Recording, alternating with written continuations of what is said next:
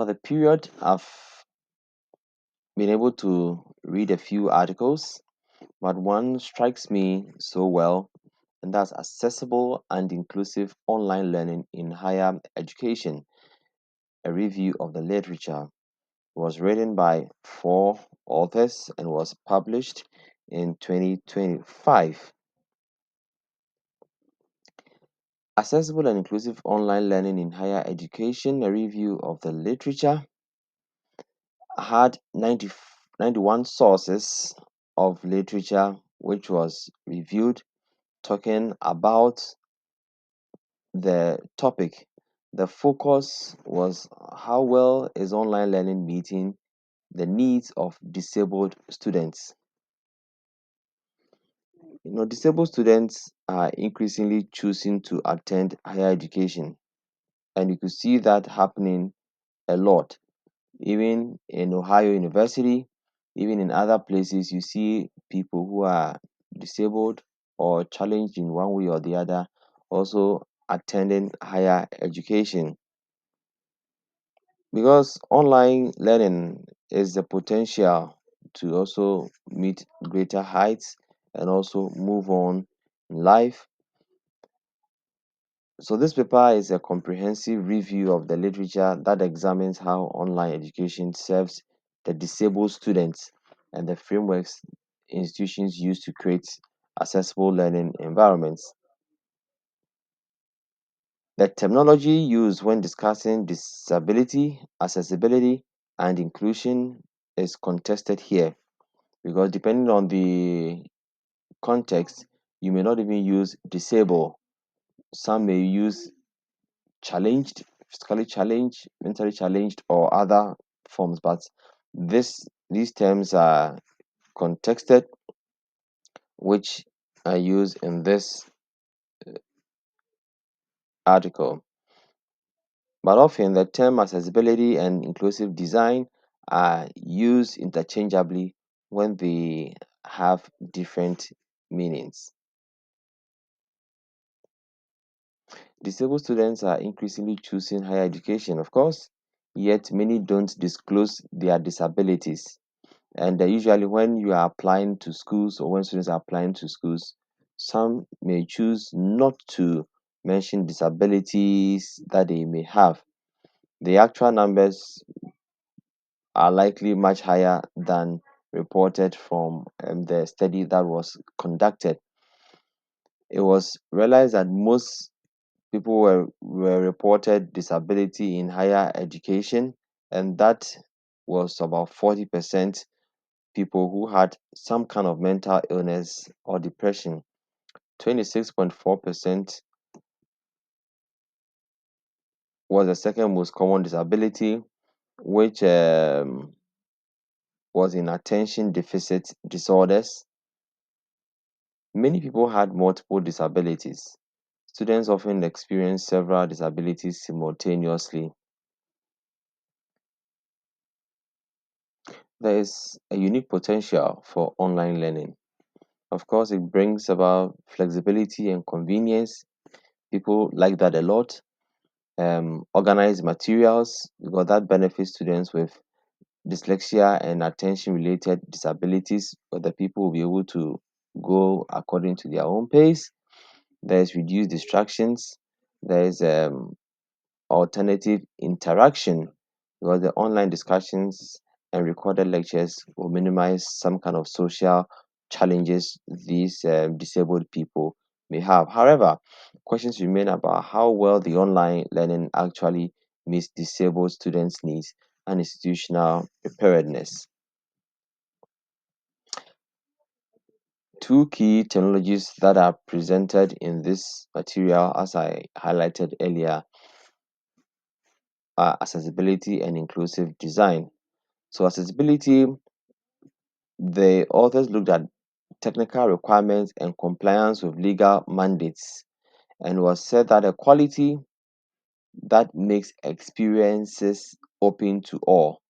In that case, accessibility brings about, or with it expanded, you are looking at alternative text for images, You are looking at accurate captions for multimedia. You are looking at consistent navigation. You're looking at compatibility with assistive technologies. When you look at inclusive design, it is a methodology to create diverse ways for everyone to participate with a sense of belonging. Now we are recognizing the exclusion, we are learning from diversity, we are solving for marginalized groups, and we are extending strategies broadly. Even though it's been good, people like it, students appreciate online learning, there are several barriers to learning online that are presented in the article. Self-directedness challenges, there's executive functioning disabilities. With this, people have challenges with the brain's management system that control and organize thoughts, actions, and emotions. People have disorganized materials sometimes, and confusing navigation creates barriers for students with disabilities. Inaccessible content, missing captions. Sometimes I've seen there we have a poor color contrast because there are some people who have whose disabilities are in reference to color. So disability can even go wider than we may think. Some people who have the dyslexia may be slow in reading, writing, and spelling. Not that they are not smart, not that they are not intelligent, but they are just slow because of their um, condition. There's limited assessment options. Sometimes you have singular demonstrating knowledge and timed exams, which disadvantage some students who have disabilities. Slower academic processes prevent keeping pace with peers because if I am slow, I have dyslexia, I'll not be able to catch up quickly as others may do that. The COVID-19 pandemic exposed these accessibility challenges on a larger scale, with many institutions prioritizing technology enhancement over digital accessibility, and that was the main problem because we are just looking at technology advancements, how to use it, but we are not looking at the accessibility of these materials that we put out there, and that was a big barrier to learning online. There are two models of disability presented in the article: medical model and social model. Um, the shift from medical to social model is essential for creating truly inclusive online learning environments. This requires viewing disabled students' needs as part of normal learner variability. So we're not looking at disability like a medical condition, or you are sick, or you have some kind of illness. We are looking at it in a social way, which is part of a normal learning variability. The authors present a universal design for learning UDL, and mention that it's a proactive framework developed by the Center for Applied Special Technology, and it considers learner variability while reducing barriers in course design.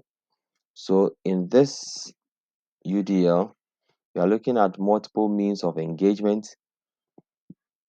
Does the material provide options for recruiting interest, sustaining effort, and self-regulation? The students should be able to do that. Do we have multiple means of representation? Does it present information in diverse formats for perception, language, and comprehension? And the third one is, does it have multiple means of action and expression? With this, does it offer varied ways for students to demonstrate knowledge and skills?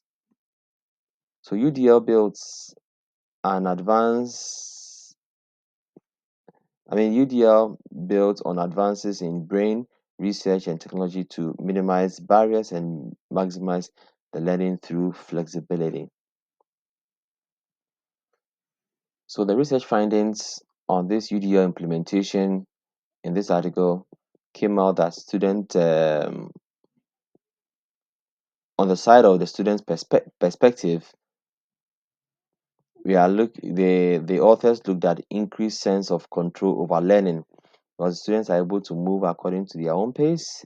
Their students also notice that there's reduced stress and there's improved flexibility. For the students, there's reduced need for formalized accommodations also, and there are benefits from clear organization and self-assessments.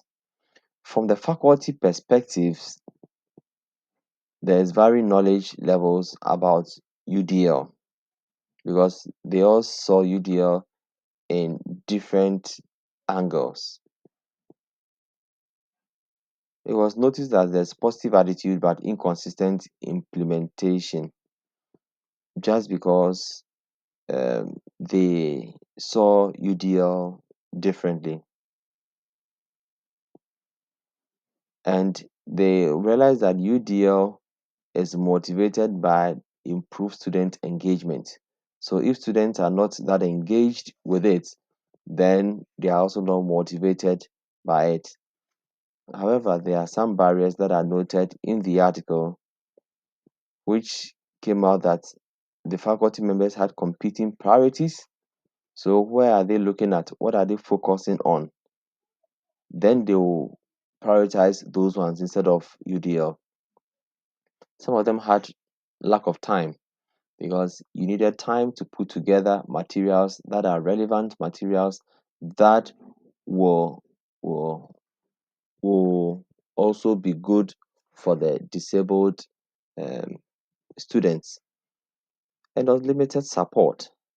Now, the challenges that came up from the study was that there was limited empirical research on effectiveness. There's varying definitions and implementations. There are concerns about workload and resources, were complaints here and there, um, were the key challenges. And then one key thing was that there was confusion about what UDL entails.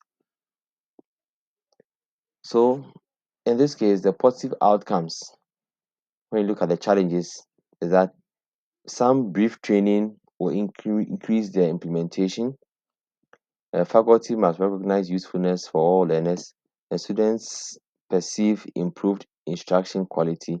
There should be an enhanced student faculty interaction that will also help with the implementation of UDL. Now, the responsibility for accessible course design. We are looking at the role from the faculty side, the institutional side, and instructional designer side. So research shows confusion about responsibility is a persistent barrier. Collaborative efforts from all parties, students, faculty, designers, and institutions is essential. You need that collaboration. So from the faculty side, most have limited formal training in teaching or accessibility. Those aligned with social model of disability more likely to create inclusive environments. And it was mentioned in the article that they need training on UDL principles and implementation strategies to make it effective. And from the institutional leadership perspective, we they need to provide clear policies and give adequate resources to support UDL. Once you don't have the buy-in from leadership, then there would be a problem. So the buy-in from leadership is essential for the adoption and the shift into online learning. Instructional designers should be well positioned to advocate for equitable design but have varying knowledge levels. So these both face challenges with faculty resistance and lack of enforcement.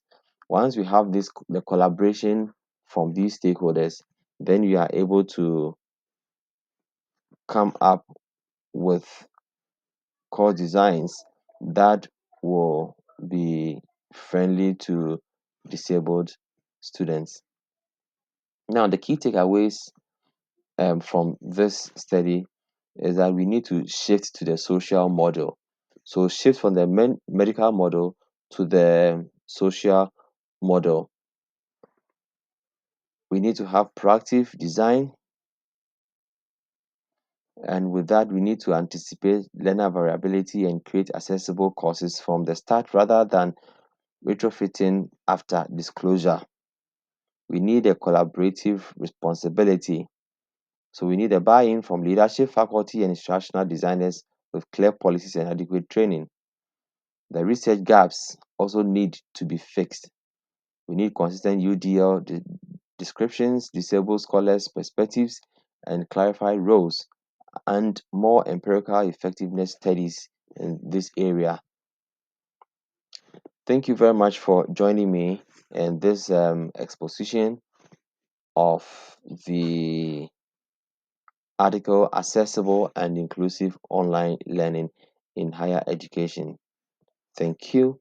If you have any questions, you can send it to me directly, or you can also reach out to me in any other means. Thank you very much.